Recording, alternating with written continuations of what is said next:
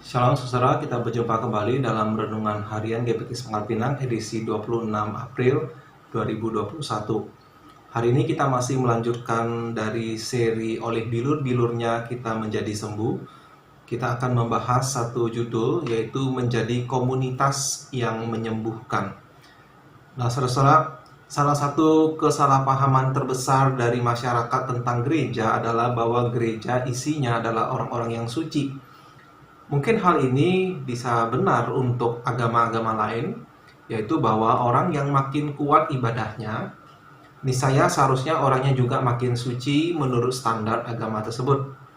Di dalam kekristenan, memang kita mengenal konsep proses pengudusan atau menjadi semakin suci, tetapi cara dan hasilnya sangat berbeda dari dugaan banyak orang mungkin. Hal ini penting untuk kita mengerti sebab karena sudah terlalu banyak orang-orang termasuk orang Kristen sendiri yang kemudian kecewa karena ekspektasi atau harapannya terhadap orang-orang Kristen di dalam gereja ternyata tidak memenuhi harapan mereka. Banyak orang yang Kristen yang kecewa terhadap gereja atau terhadap sesama jemaat, terhadap orang-orang di dalam gereja karena kesalahpahaman tadi, ekspektasi, anggapan bahwa gereja isinya orang-orang yang suci. Nah, semakin rajin ia ke gereja, harus makin sucilah itu orang. Mungkin itu pikiran banyak orang. Tetapi saya tegaskan kembali bahwa secara teori atau konsepnya, memang benar hal itu harusnya demikian. Dan hal ini ada dinyatakan, diajarkan di dalam Alkitab. Tetapi sekali lagi, cara dan hasilnya sama sekali berbeda. Mari kita mulai dari yang paling dasar. Seseorang barulah benar-benar Kristen apabila ia menyadari dan mengakui dan kemudian menyesali dosa-dosanya. Jadi, langkah pertama seseorang untuk menjadi Kristen artinya menjadi anggota gereja, seharusnya dia mengakui dirinya sebagai orang yang berdosa atau bukan orang suci. Setelah dia sadar bahwa dia adalah orang berdosa yang harusnya nanti terkutuk ke dalam neraka, maka dia mencari pertolongan dari Allah yang kepadanya dia berdosa untuk menyelesaikan masalah dosa-dosanya itu. Dan disitulah dia mengakui ketidakberdayaannya untuk membayar hutang dosanya. Bahkan kalaupun dia berusaha dengan usaha yang terbaik, dengan setiap usaha yang dia lakukan, dan karena itu dia mengakui dia membutuhkan juru selamat. Dan ini adalah langkah pertama yang paling penting, karena ini berarti orang-orang yang di dalam gereja sudah seharusnya lah orang-orang yang rendah hati, merendahkan diri di hadapan Allah untuk meminta pengampunan dosa. Dan kemudian disinilah peran iman muncul, yaitu iman atau percaya kepada Allah bahwa Allah benar-benar mengasihi orang berdosa seperti dirinya, dan Allah telah menyediakan, memberikan solusi, yaitu dengan cara menyerahkan anaknya yang tunggal untuk mati menanggung hukuman dosa-dosa manusia, yaitu dengan cara mati disalibkan. Dan pengampunan dosa itu kemudian diterima dengan iman, yaitu dengan percaya sungguh-sungguh sepenuh hati. Jadi saudara, kita melihat ada sebuah pergerakan dari perasaan tidak berdaya berubah menjadi perasaan bersyukur karena telah menerima anugerah yang gratis meskipun dirinya sebenarnya tidak layak. Jadi di situ tetap ada kerendahan hati, tetapi duka cita karena dosanya telah digantikan atau dibarengi sekarang dengan sukacita karena dibenarkan, pembenaran yang dia terima dari Allah. Dan kemudian sukacita ini menjadi keberanian untuk datang kepada Allah dan juga untuk menghadapi dunia ini. Jadi ada sebuah keberanian untuk datang kepada Allah dan keberanian untuk menghadapi situasi orang-orang di dalam dunia ini. Jadi saudara, kombinasi antara kerendahan hati, iman atau percaya kepada Allah, dan keberanian untuk datang kepada Allah dan untuk menghadapi dunia. Inilah 3 hal yang menjadi ciri atau warna dari proses pengudusan, yaitu semakin dekat kepada Allah, maka semakin rendah hati dia. Kemudian semakin besar imannya dan semakin berani dia. Saya ulangi, kalau saya ilustrasikan seperti segitiga ya. Ini adalah kerendahan hati, lalu iman, lalu menghasilkan keberanian. Jadi semakin rendah hati dia, maka semakin besar juga imannya, semakin berani juga dia untuk datang menghadap Allah dan untuk menghadapi dunia. Jadi mengikut ya, semakin besar, semakin panjang ketiga-tiganya. Berarti tidak bisa hanya salah satu. Misalnya, seseorang yang rendah hati, makin rendah hati sehingga menjadi rendah diri karena dosanya, sadar akan dosanya. Tapi kalau tidak dibarengi dengan cukup iman untuk percaya bahwa Allah masih dan benar-benar mengasihi dan mengampuninya, maka apa yang terjadi? Gugurlah imannya, ya. Karena dia merasa, aduh dosa saya tidak mungkin Allah mau ampuni. Jadi ada sebuah kerendahan hati, tetapi tidak dibarengi dengan iman. Gugurlah imannya. Atau dalam skenario yang lain, bila keberanian untuk menghadap Allah yang justru makin besar, tanpa dibarengi atau didahului kerendahan hati yang semakin mendalam, dan karena dia tidak sadar akan betapa besar dosanya ini, hanya keberanian yang pertama, maka dia justru menjadi orang yang terlalu berani ya terhadap Allah, terlalu berani terhadap sesama. Dengan kata lain, menjadi orang yang sombong. Jadi saudara, ketiga-tiganya ini harus berjalan beriringan. Kerendahan hati, menyadari akan dosa-dosanya, ketidaklayakan, lalu iman atau percaya kepada Allah yang makin kuat, dan juga keberanian untuk datang kepada Allah dan juga dalam menghadapi dunia ini. Nah, mengapa hal itu ketiganya bisa semakin besar? Saya mencoba menjelaskan, yaitu dengan semakin mengenal Allah lewat firman-Nya, ada kedekatan secara relasi yang semakin dekat.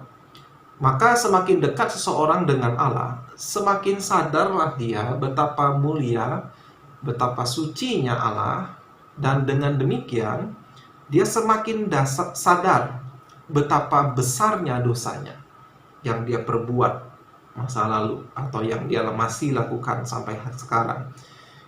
Dan saya berikan sebuah ilustrasi, ya, ibaratkan dengan baju putih yang mungkin waktu masa sekolah dulu kita memakai seragam putih. Kalau kita pakai baju putih, kalau kita sendirian berdiri di depan cermin, maka kita merasa yakin baju kita itu sudah putih, ya. Tapi kalau kita berdiri dengan mungkin orang baru yang dengan bajunya yang masih baru, sedangkan mungkin kita sudah kelas 2 SMA, baju kita sudah kita pakai 2 tahun, maka dibandingkan dengan baju yang baru itu, maka putihnya dia lebih putih dari punya kita. Maka pakaian kita yang tadinya kita anggap putih, semakin dirasa tidak putih. Ya. Nah, kalau saya ilustrasikan putih ini sebagai kekudusan Allah, maka Allah adalah putih yang paling putih, putih yang sempurna. Berarti semakin kita mendekat kepada Allah yang paling putih itu, semakin kita perhatikan, semakin kita kenal, maka semakin sadar betapa tidak putihnya kita itu. Putih kita itu ternyata tidak ada apa-apanya. Maka timbul kerendahan hati. Lalu percaya kepada Allah. Allah yang suci itu mengasihi, dan karena itu saya diampuni, maka timbul keberanian. Nah, saudara, inilah seharusnya arah atau cara proses pengudusan dalam kekristenan. Itulah sebabnya kita perlu mendengarkan Injil setiap hari. Kita perlu diingatkan terus betapa tidak layaknya kita, sedangkan betapa kudusnya Allah, betapa mulianya Dia, dan betapa besarnya kasihnya kepada kita yang Dia tunjukkan lewat pengorbanan Yesus Kristus. Nah, sekarang Anda mungkin mulai bisa melihat perbedaan dengan ekspektasi banyak orang terhadap orang Kristen yang ada di dalam gereja. Bila ekspektasi banyak orang adalah semakin rajin agama seseorang, maka dia harusnya makin suci. Maka di dalam kekristenan alurnya seperti bolak-balik, ya. Makin rajin, makin taat kerohaniannya, makin dekat dengan Tuhan, maka yang terjadi makin sadar dia akan betapa berdosanya dirinya. Maka dia makin rendah hatilah dia. Barulah dia berani menghadap Allah dan sesama dengan iman. Nah, saudara-saudara, sampai sejauh ini, sekarang apa kaitan itu semua dengan judul renungan kita hari ini? Ya, apa judulnya tadi, kalau saudara masih ingat? Yaitu menjadi komunitas yang menyembuhkan. Jadi berbicara tentang gereja, soal menjadi jemaat yang saling menyembuhkan. Nah, saya sengaja memberi judul renungan saya menjadi komunitas yang menyembuhkan, karena itulah yang seharusnya terjadi fungsi atau peran dalam gereja, yaitu kita harus saling menyembuhkan jiwa-jiwa yang luka karena dosa, baik oleh dosa kita yang kita perbuat sendiri, oleh orang itu sendiri, atau luka karena dosa yang diperbuat oleh orang lain. Mungkin ya karena perlakuan keluarganya, atau perlakuan tempat kerjanya, atau mungkin tempat sekolahnya, teman, pasangan, atau siapa saja, ya. Nah, kebanyakan luka batin, kalau tidak mau kita bilang semua luka batin, sebetulnya adalah karena ekspektasi yang tidak terpenuhi, ya. Misalnya, seorang pemimpin gereja, katakanlah seorang pendeta, mungkin dia punya ekspektasi tentang dirinya, gambaran ideal menurut fantasinya sendiri tentang kayak apa sih pendeta yang berhasil itu. Lalu ditambah dengan beban dari ekspektasi jemaat-jemaatnya, ya, tentang seperti apa pendeta harusnya, yang tentu saja karena jemaat itu banyak orang, beda pula ekspektasinya. Maka bila pada kenyataannya si pendeta tidak mampu memenuhi ekspektasi-ekspektasi tersebut, yang sebenarnya pasti akan terjadi, maka dia akan bisa berakhir menjadi orang yang penuh luka batin, ya. Kecewa terhadap dirinya sendiri mungkin, maka reaksinya bisa ada beberapa kemungkinan, antara lain dia menjadi orang yang agresif, ya, terhadap orang lain. Ini sebagai bentuk pencitraan diri, ya, atau bentuk perlindungan diri, atau dia malah menjadi orang yang penakut, ya, pasif, menyembunyikan diri terus karena takut ekspektasi banyak orang dan takut terhadap ekspektasi dirinya sendiri. Nah, saudara-saudara, sebetulnya dua sisi ini, menjadi agresif atau menjadi penakut, ya, menjadi inferior. Kemarin contoh Mauri pakai istilah itu. Kedua sisi ini nampak dalam perumpamaan yang terkenal dari Tuhan Yesus, yaitu perumpamaan tentang anak yang hilang. Si anak bungsu adalah gambaran orang-orang Kristen yang meskipun telah mendapatkan banyak berkat dari bapaknya, tapi dia tetap memilih untuk hidup sendiri, bahkan hidup seolah bapaknya ini telah mati. Namun setelah mengalami kemunduran dalam hidupnya, bahkan kehancuran, menjadi penjaga babi-babi yang dianggap najis oleh orang Yahudi, maka dia menyadari keadaannya yang begitu miskin. Lalu dia memutuskan untuk pulang ke rumah bapaknya. Dan tentu kita sudah tahu bagaimana bapaknya tidak sekedar menantikan anaknya ini pulang, tapi waktu dia tahu anaknya yang berjalan dari kejauhan itu pulang, si bapak ini berlari, ya, untuk menyambut. Ada pengampunan, ada pemulihan, ya, Bahkan dia menghadiahi anak bungsunya ini. Nah, saudara, seringkali dalam kehidupan Kristen kita merasa tidak puas dengan tinggal di rumah Bapa kita, ya, Bapa yang ada di surga. Meski dengan segala berkat dan kasih karunia-Nya, kita kemudian meninggalkan rumah dan mencari kepuasan di tempat-tempat lain. Mungkin saudara di antara kita yang menyaksikan renungan ini, kita sedang dalam pelarian dan belum sampai kepada titik kehancuran. Tapi saudara, percayalah, pada akhirnya pencarian kita akan kepuasan diri akan berakhir sia-sia, dan sebaiknya kita pulang sebelum keadaan terlambat. Nah, keterhilangan anak bungsu adalah meski ia telah menerima banyak kebaikan bapaknya, ia tidak mendengarkan, sehingga dia memutuskan untuk pergi. Ia gagal untuk menyadari kasih tanpa syarat dari ayahnya, dan kemudian dia berusaha mencari kasih yang lain ke tempat-tempat yang akhirnya kemudian mengecewakannya. Sayang sekali, dia harus mengalami kehancuran lebih dulu, baru menyadari kebodohannya dan menyadari betapa besarnya anugerah yang bapaknya berikan, baru untuk kemudian memutuskan pulang. Nah, saudara, keterhilangan anak bungsu menyedihkan, tetapi keterhilangan anak sulung lebih berbahaya dari keterhilangan anak bungsu. Mari kita lihat anak sulung, ya.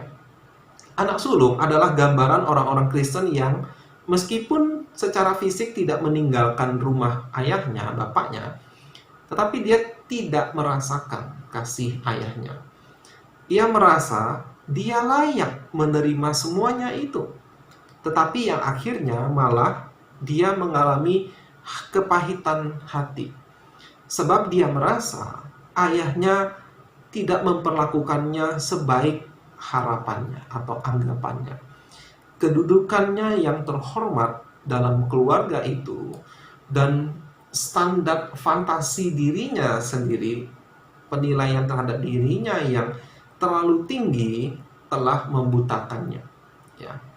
Dia tinggal dengan ayahnya tetapi jauh dari ayahnya. Ini adalah sebuah peringatan bagi kita.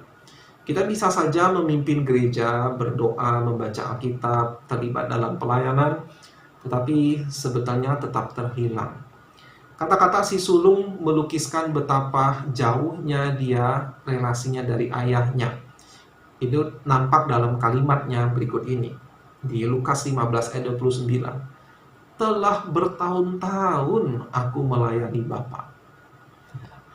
Jadi orang yang tidak bisa bahagia melihat kebahagiaan saudaranya di dalam Tuhan. Dia merasa harusnya Allah memperlakukan saya lebih baik dari yang saya rasakan sekarang. Atau dia iri kalau ia merasa Allah memperlakukan saudaranya dengan lebih baik. Nah, saudara, seorang hamba Tuhan bernama Peter Scazzero memberikan 3 tanda kalau kita mengalami gejala keterhilangan seperti anak sulung. Apa itu? Yang pertama, marah. Marah bukan sekedar marah, tapi mempertahankan kemarahan itu, bukan membereskannya. Jadi tidak ada sukacita. Nah, saudara, meski kadangkala ada saatnya kita perlu marah, seperti Tuhan Yesus marah terhadap kedegilan hati bangsa Israel atau kedegilan hati murid-muridnya, tetapi adalah perlu untuk mengambil langkah menyikapi, membereskan, dan menguasai kemarahan dengan baik, dan kemudian menyatakan dengan kerendahan hati. Kita bukan Tuhan Yesus yang berhak marah. Gambaran negatif ditunjukkan dari kisah Yunus. Ya, kita ingat bagaimana dia marah dan tidak berhenti marah ketika dia mengetahui Allah berbelas kasihan kepada Niniwe. Bahkan dia berkata dia lebih baik mati daripada menjadi saksi mata Niniwe tidak jadi Allah hukum karena mereka bertobat. Nah, saudara, ini yang pertama. Yang kedua, menggerutu melihat kasih karunia Allah diberikan pada orang lain yang terasa berbeda dari yang dirinya terima. Si sulung jengkel melihat hadiah yang ayahnya berikan pada adiknya. Lalu dia ungkit masalah itu di hadapan ayahnya. Dia bandingkan anak lembu tambun yang disembelih untuk mengadakan pesta untuk si bungsu. Dia bilang, ayah nggak pernah berikan saya anak kambing. Anak kambing, jadi lembu dibandingkan dengan kambing, yang dia harap ayahnya berikan untuk dirinya supaya dia bisa berpesta dengan teman-temannya. Respons ayahnya sangat penting. Dia berkata begini, anakku, engkau selalu bersama-sama dengan aku. Jadi kalimat ini menunjukkan kehadiran si sulung lebih penting. Dan seharusnya kehadiran sang ayah harusnya lebih penting dari hartanya, harta ayahnya. Harusnya begitu, bukan? Lalu dia lanjutkan, lalu segala kepunyaanku adalah kepunyaanmu. Artinya, kamu adalah anak. Seandainya kamu mengatakan apa yang kamu inginkan, beritahukan, diskusikan denganku. Kamu punya banyak kesempatan untuk melakukan itu, tapi mengapa kamu tidak pernah lakukan? Yang kamu lakukan hanya mendam, menggerutu, bukannya datang padaku, mendekatiku, lalu mengatakan apa yang ada di isi hatimu. Nah, jadi saudara, perkataan bapaknya ini sebetulnya adalah sebuah peringatan dan penegasan dari ayahnya, bahwa kamu ada anakku, lebih berharga daripada hartaku. Nah, puncaknya dia berkata demikian, kita patut bersukacita dan bergembira karena adikmu telah mati dan menjadi hidup kembali. Ia telah hilang dan tidak dapat kembali. Nah, saudara, ini menunjukkan bahwa bagi sang ayah, anak lebih berharga daripada semua hartanya. Harta hanyalah alat untuk kita bisa berbagi kebahagiaan. Yang lebih penting sekarang bagiku adalah kehadiranmu dan kehadiran adikmu. Nah, saudara, berapa sering kita menggerutu karena anugerah yang Allah berikan pada orang lain yang tidak diberikan kepada kita, atau mungkin kita terima tapi kita tidak merasa puas. Lalu kita mengeluh seolah anugerah Allah itu tidak cukup bagi kita. Kita lebih mempermasalahkan anugerah Allah atau harta Allah daripada kita bersukacita karena keberadaan anggota keluarga Allah, di mana kita pun menjadi bagian anggota di dalamnya. Nah, hal yang ketiga yang menunjukkan kita punya gejala keterhilangan anak sulung, dia katakan sulit memaafkan pelanggaran. Ya, ini adalah tanda yang pasti bahwa kita adalah anak sulung yang hilang. Setelah pengampunan adalah proses yang harus kita alami dalam setiap relasi. Ya, diawali dari bagaimana kita diampuni oleh Allah. Disitulah kita punya kekuatan dan tuntutan untuk mengampuni sesama. Jadi, saudara, pada akhirnya kita dipanggil untuk menjadi serupa Bapa kita yang di surga. Memilih jalan kerendahan hati yang mungkin bertentangan dengan budaya dunia ini, dan kita menjadi seperti Allah kita. Allah kita, dia tidak keberatan direndahkan oleh anak bungsunya. Ya. Bapak, berikan padaku harta warisan bagianku. Dia berikan, saudara. Ya, dia tidak keberatan direndahkan. Dia tidak keberatan merendahkan diri, berlari. Ya, kata Yunani yang dipakai waktu sang ayah itu berlari menyambut anak, itu seperti seorang atlet. Jadi larinya betul-betul kencang untuk menyambut anak bungsunya. Padahal pada masa itu dianggap kurang pantas seorang bapak, apalagi seorang kaya, saudagar, berlari seperti itu. Dia tidak malu. Bapak tidak gengsi terlibat dalam perdebatan ya dengan si sulung yang sebetulnya kekanak-kanakan. Artinya, mempunyai mental seorang bapak berarti punya mental menyembuhkan. Nah, saudara-saudara, kiranya renungan hari ini menginspirasi kita agar kita mulai menjadi anak-anak yang semakin meneladani Bapa kita yang di surga, sehingga komunitas kita menjadi komunitas yang saling menyembuhkan. Kiranya Tuhan memberkati kita. Mari kita berdoa sejenak. Tuhan, terima kasih karena Engkau menyembuhkan jiwa kami yang luka, yang haus, yang lapar, dengan kasih, kebenaran, dan dengan diri-Mu sendiri, ya Tuhan. Biarlah apa yang sudah Engkau perbuat bagi kami menjadi sumber kekuatan bagi kami untuk juga menjadi seperti Engkau, menjadi berkat bagi orang lain. Dan tolong kami Tuhan, khususnya komunitas kami, di rumah, di gereja, bahkan di tempat kerja kami, tempat di mana kami diutus menjadi duta-duta Tuhan. Kami menjadi pribadi-pribadi yang menyembuhkan orang lain. Bukan kami yang menyembuhkan, tapi kasih-Mu lah yang menjamah mereka. Terima kasih Tuhan, kami akhiri renungan ini dan kami serahkan sepanjang hidup kami ke dalam tangan Tuhan. Di dalam nama Tuhan Yesus kami berdoa. Amin. Sampai jumpa di lain kesempatan.